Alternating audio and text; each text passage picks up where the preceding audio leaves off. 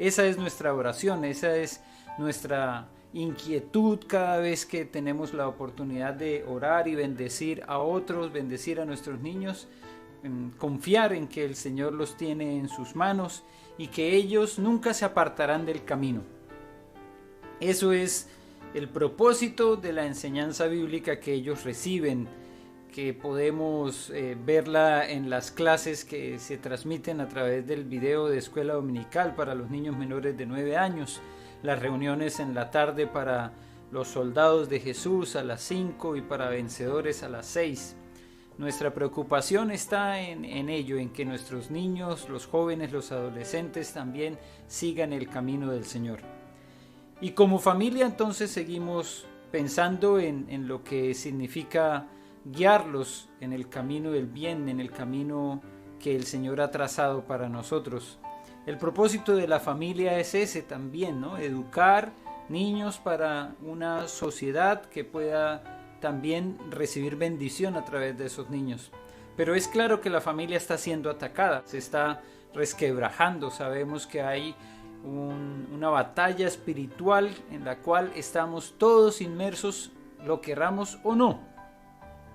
Algunos entonces sufren los abates de la guerra, pero no están batallando en ella, y sin embargo saben que están viviendo esos abates de lo que es una batalla espiritual.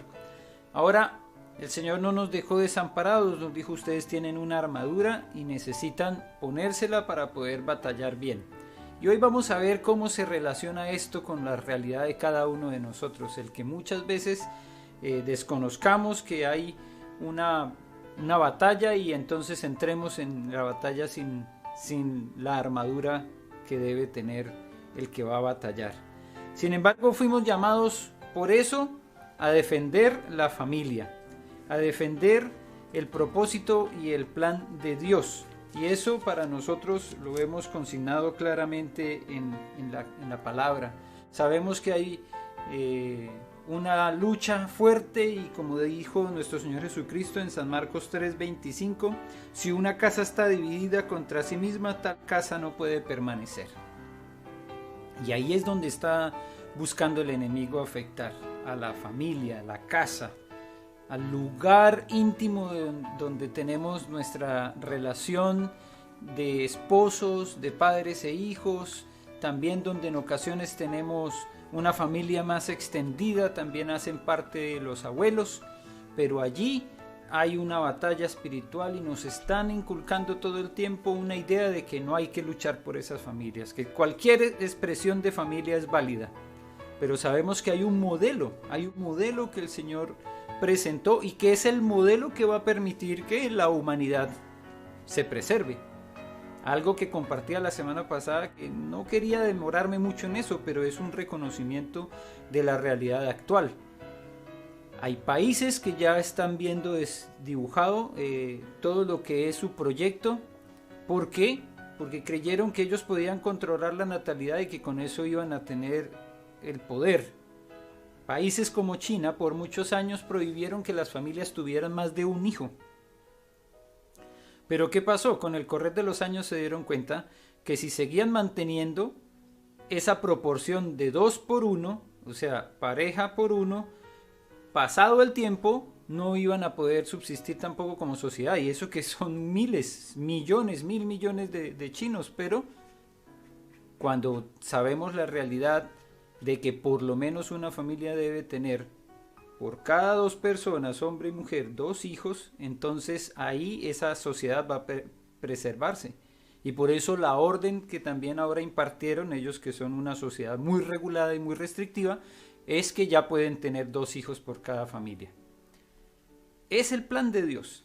Es el plan de Dios que tengamos hijos. Y para eso es necesario juntar un hombre con una mujer. Y ese es el modelo. Y ahí debemos nosotros también entonces perseverar en la defensa de ese modelo. Como decía la semana pasada, ¿se nos va a venir el mundo encima? Sí, nos van a acusar seguramente, intolerantes, arcaicos, pero es lo que la palabra del Señor dice y es lo que el sentido común nos dice. Si no perseveramos en lo que el Señor dejó consignado, entonces seremos sociedades inviables. y más bien entonces ese pensamiento ha tenido que ser reevaluado.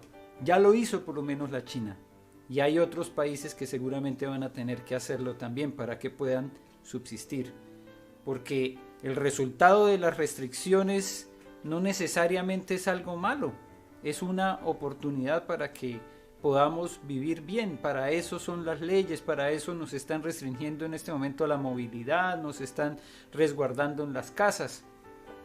Pero cuando, por ejemplo, en los años 60 se abrió el espacio para el aborto, entonces miles de niños que debieron nacer no nacieron, y ahora es una sociedad que está buscando desesperadamente en dónde ir a adoptar niños, porque su propia sociedad no los tiene, no tiene opciones.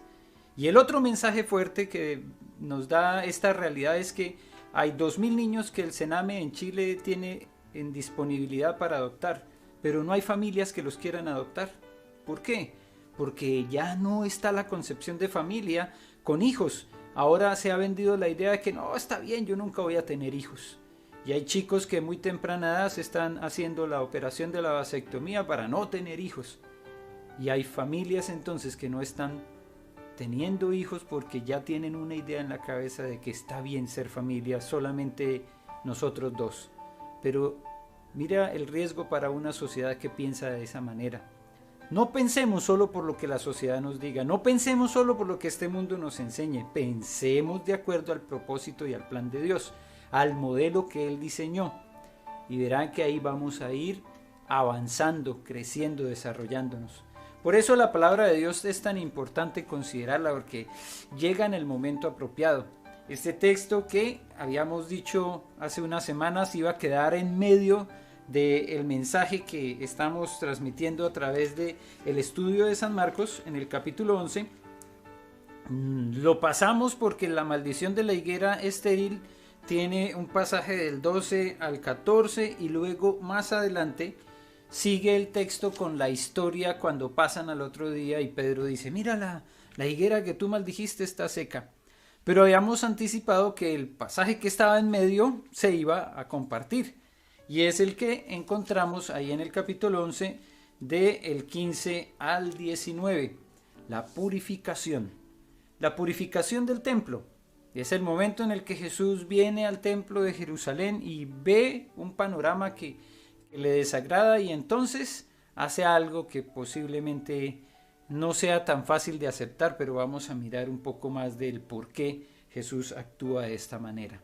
Así que les invito a buscar en sus Biblias en el capítulo 11 de San Marcos.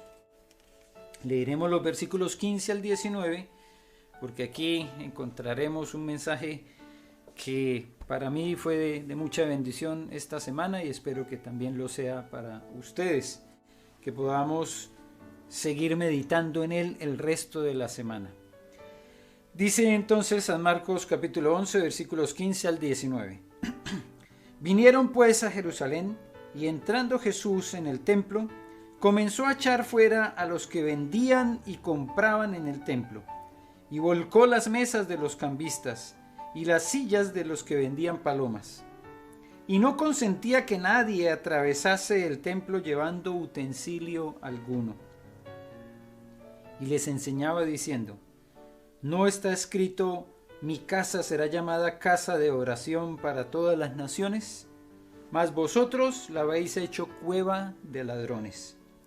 Y lo oyeron los escribas y los principales sacerdotes, y buscaban cómo matarle, porque le tenían miedo, por cuanto todo el pueblo estaba admirado de su doctrina. Pero al llegar la noche, Jesús salió de la ciudad. Oremos. Padre bendito, te damos gracias por esta palabra y por esta enseñanza que va a ser crucial para nosotros, importante, sobre todo para ponerla en práctica. Ayúdame, Señor, a vivirla, y ayúdanos a todos nosotros a tener un corazón receptivo a ella, que tu Espíritu Santo abra, ilumine nuestro entendimiento, y que podamos poner atención, evitar las distracciones y tener un corazón dispuesto a obedecer.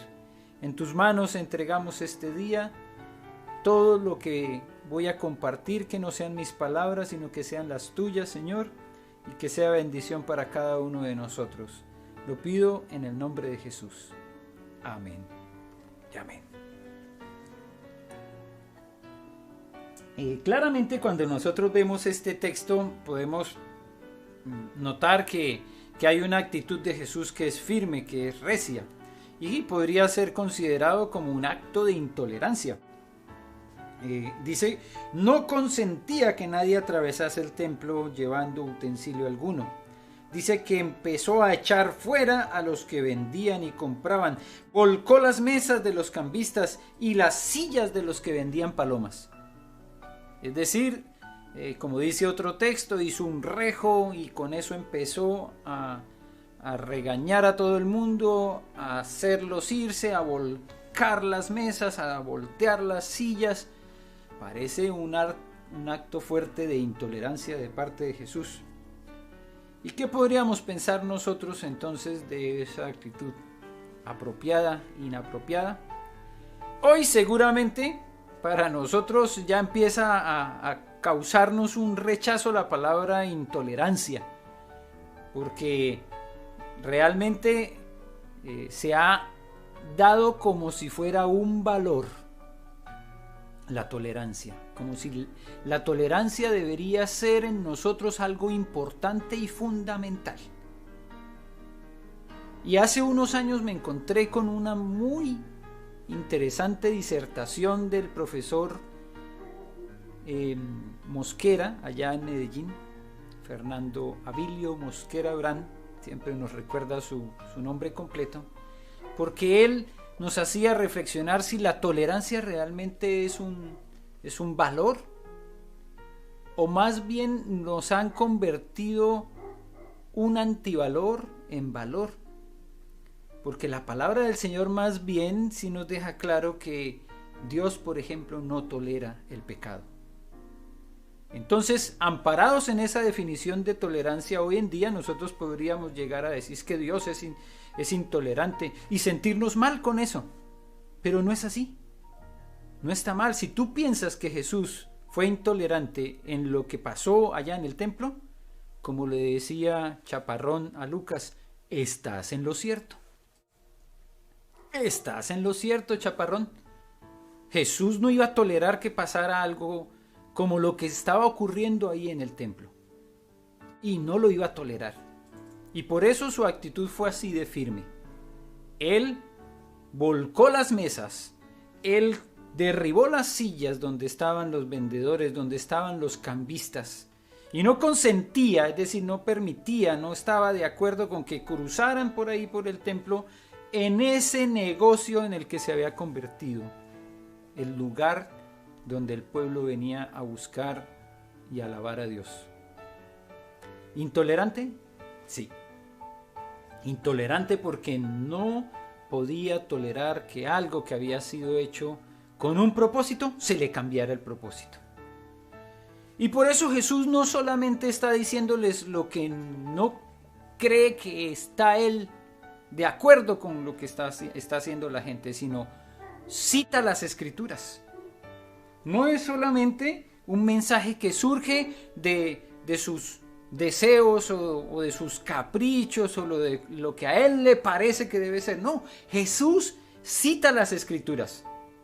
Y esto entonces no da pie a ninguna posible interpretación errada de que es que era un celo o era envidia o cuál motivación tenía Jesús para hacer lo que hizo. La motivación la tenía en la palabra. Y por eso encontramos en Isaías 56:7 lo que Jesús citó. Cuando Jesús habló, ahí lo leíamos en Marcos capítulo 11 versículo 17, no está escrito mi casa será llamada casa de oración para todas las naciones. Es una cita de Isaías 56:7. Yo los llevaré a mi santo monte y los recrearé en mi casa de oración. Sus holocaustos y sus sacrificios serán aceptos sobre mi altar, porque mi casa será llamada casa de oración para todos los pueblos. ¿Eh? Entonces uno se pregunta, ¿y si Jesús citó las Escrituras, por qué se enfurecieron tanto los fariseos, los escribas, los sacerdotes, los que estaban ahí en ese momento? ¿Por qué se enfureció el liderazgo del templo? Porque eran ellos los que estaban llamados a preservar ese lugar como casa de oración. Eran ellos los llamados a evitar que se convirtiera en un comercio, o lo que llamamos hoy en día un mercado persa, donde todo el mundo grita, donde dicen, ¡hey, a 500, a 500, a 600, a 600! No, más económico, otro grita más fuerte para que vean que aquí son a 400. Y así posiblemente se había convertido el templo en un lugar de bullicio, donde no se escuchaban las oraciones, se escuchaban más bien las negociaciones, el comercio. Pero lo tremendo es que no les cita solamente el versículo de Isaías, les está citando también Jeremías. Jeremías capítulo 7, versículo 11. ¿Es cueva de ladrones delante de vuestros ojos esta casa sobre la cual es invocado mi nombre? He aquí que también yo lo veo, dice Jehová. En un solo versículo, en una mención, Jesús utilizó dos textos bíblicos, uno de Isaías y otro de Jeremías. Y ahí, en esos dos versículos, le recordó al liderazgo que había sido establecido para interceder por el pueblo, para guiar al pueblo en la adoración, que lo estaban pervirtiendo, que se había cambiado el propósito de la casa de Dios. Si nosotros leemos todo el capítulo 56 de Isaías y todo el capítulo 7 de Jeremías, nos damos cuenta que hay un mensaje fuerte al liderazgo. Entonces entendemos por qué se enfurecieron tanto los escribas, los fariseos, los sacerdotes, aquellos que estaban llamados a preservar el propósito del templo de Dios. Y por eso dice el texto que buscaban ocasión para matarle. Porque se había pervertido, habían cambiado la razón de ser de ese sitio, que era casa de oración. Era el sitio en el que el Señor les había dicho, ustedes aquí deben levantar manos al cielo, manos limpias, corazón puro. Sus holocaustos, sus sacrificios son para mí. Este lugar no es para convertirlo en una mercadería, es para convertirlo en un sitio de oración, casa de oración. Y eso es importante tenerlo presente todavía hoy, porque debemos preguntarnos, ¿y cuál es la casa de Dios entonces hoy? ¿Cuál es la casa de oración que hoy deberíamos nosotros observar? Claramente, en esto que para nosotros ha sido un tiempo bien complejo de reubicarnos, algunos laboralmente, otros en medio de los cambios que han generado en las familias, uno de esos aspectos que ha sido muy importante considerar es ¿y quién es la iglesia? ¿Y cuál era la iglesia? ¿Y qué sentido tenía a veces cuando decíamos vamos a la iglesia? Porque sí ha sido fundamental es recordar que la iglesia no son edificios. Hoy están cerrados esos edificios, pero la iglesia se sigue reuniendo. Mire, aquí estamos reunidos hoy como iglesia. No es 4 paredes, un techo, un gran salón, un lugar muy bien amoblado el que alberga la iglesia. La iglesia somos nosotros. Y somos nosotros los llamados a ser casa de oración. Es nuestra vida el templo del Espíritu Santo. Y quedó claro entonces en esta pandemia que no son edificios, que la iglesia somos nosotros.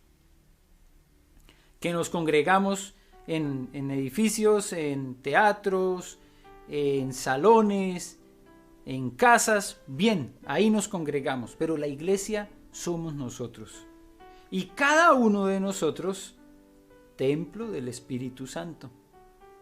Lo dijo el apóstol Pablo en 1 Corintios 6:19. ¿O ignoráis que vuestro cuerpo es templo del Espíritu Santo, el cual está en vosotros, el cual tenéis de Dios, y que no sois vuestros? Este es el texto que nos hace reflexionar. Si el pueblo de Israel estaba convencido que la presencia de Dios estaba allí en el templo, porque había un lugar santo, pero también un lugar santísimo, entonces hoy nosotros debemos estar bien claros que el templo de Dios somos nosotros, porque aquí hay un lugar santísimo donde está el Espíritu de Dios. Eso es lo que debemos recordar constantemente, porque a veces se nos olvida y le vamos cambiando el uso a la casa de Dios.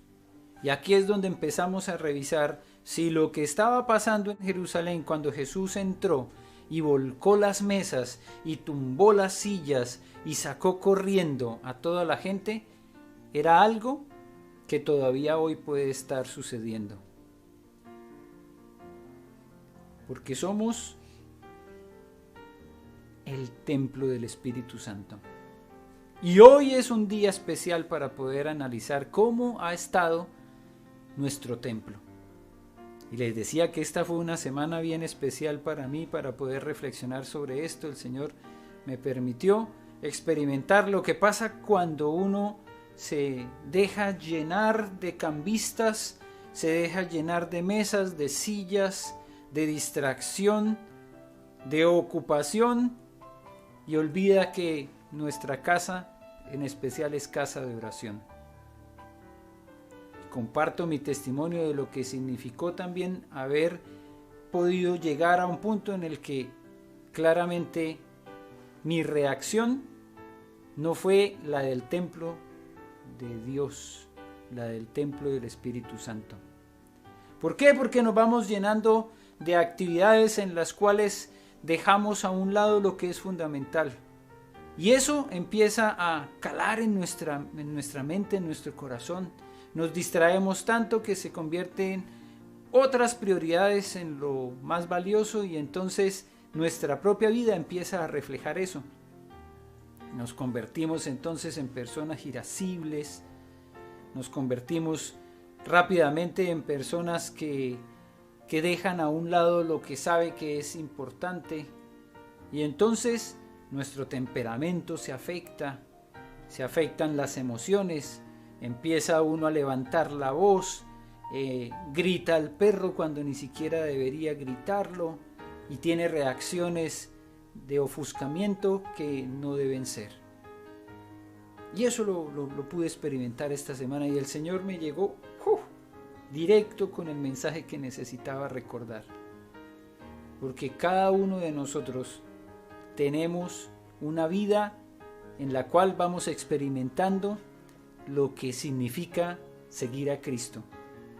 Y no es que un día que lo escuché ya me sirvió para el resto de la vida, no, a veces tenemos que volver a escucharlo para reevaluar, para poner en práctica, porque temas como este no solamente afectan a mi propia vida, cuando yo me siento que estoy mal, que me siento incómodo, como que no estoy desarrollando el ministerio que debería estar desarrollando, no solamente no me siento cómodo conmigo mismo, a veces uno como que se siente en un lugar inadecuado, pero además los que están alrededor nuestro son los que llevan las consecuencias.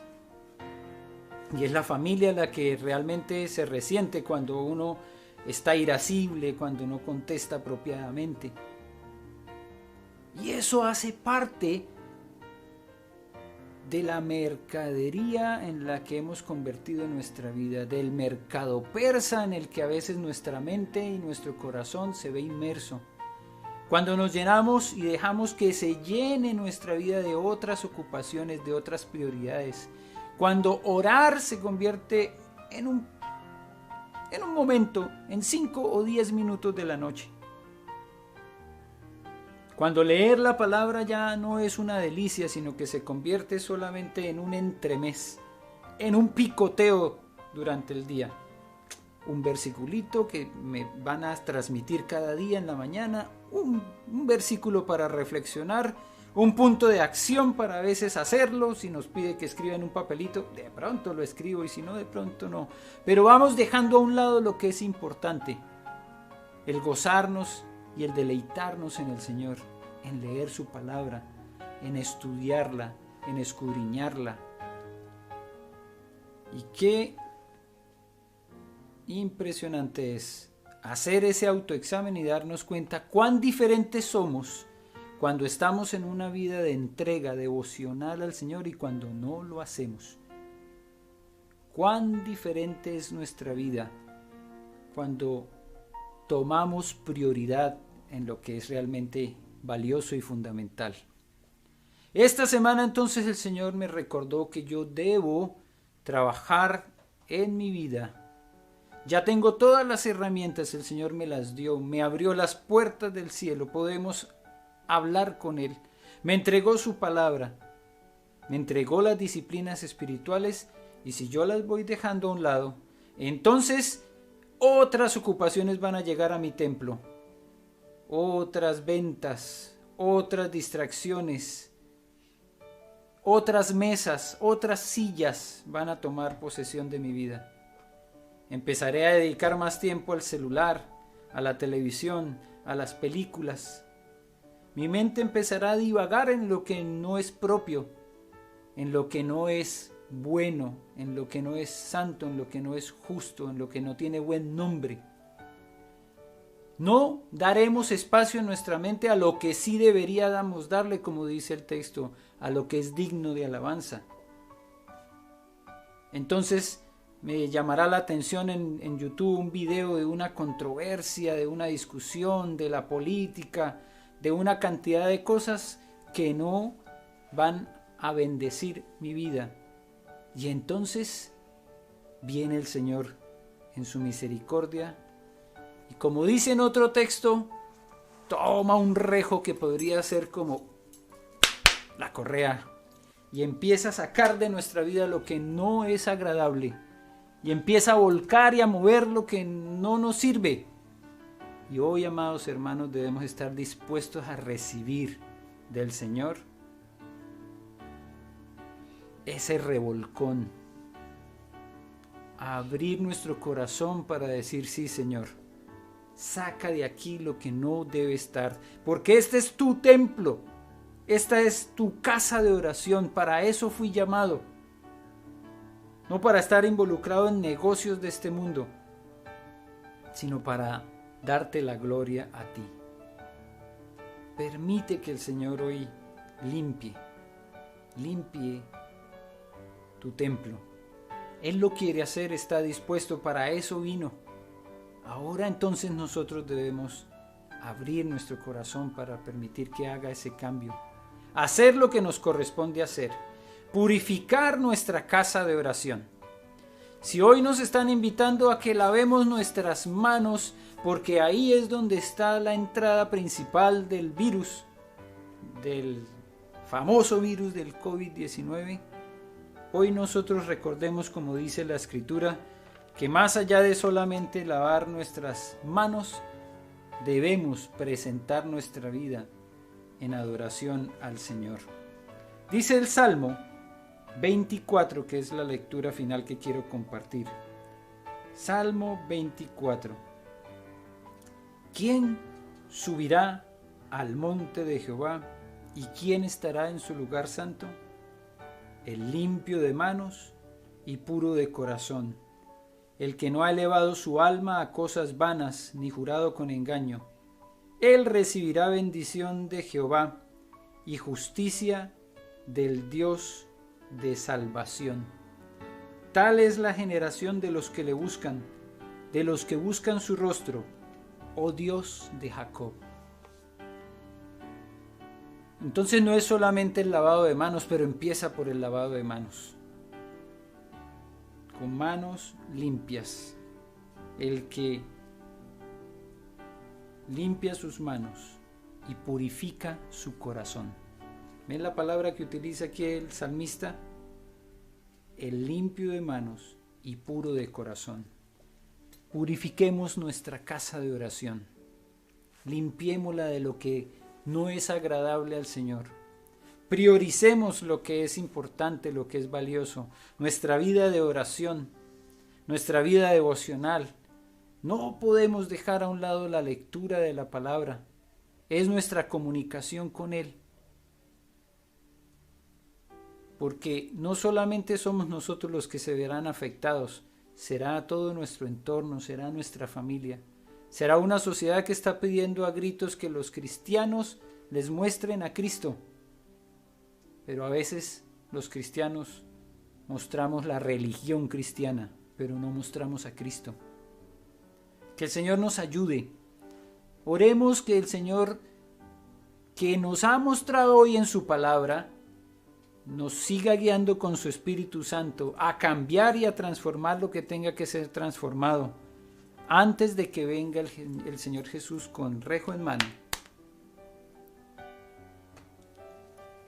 Porque Él no tolera, no va a tolerar nada de eso. Y es mejor que antes de que llegue Él a volcar nuestra vida completamente, tomemos el compromiso y busquemos, dice el Salmo 24, de los que buscan el rostro del Señor, busquemos al Señor y seamos cambiados y transformados por el poder de su palabra. Oremos. Señor, te damos gracias por este mensaje. Es un mensaje fuerte, claro que sí, así como fue fuerte la intervención de Jesús en el templo de Jerusalén. No vino preguntando, ¿será que por favor pueden quitar estas mesas? Él vino volcándolas, derribando las sillas y sin consentir, sin permitir que nadie pasara por ahí por enfrente del templo, haciendo lo que no ha sido llamado a hacer. El templo era casa de oración y el templo somos nosotros. Y somos casa de oración para las naciones, para bendición de los pueblos. Así que, Señor, actúa tú con tu poder y que tu palabra produzca el efecto que debe producir en nuestras vidas. Cambia, Señor, y transforma nuestra vida.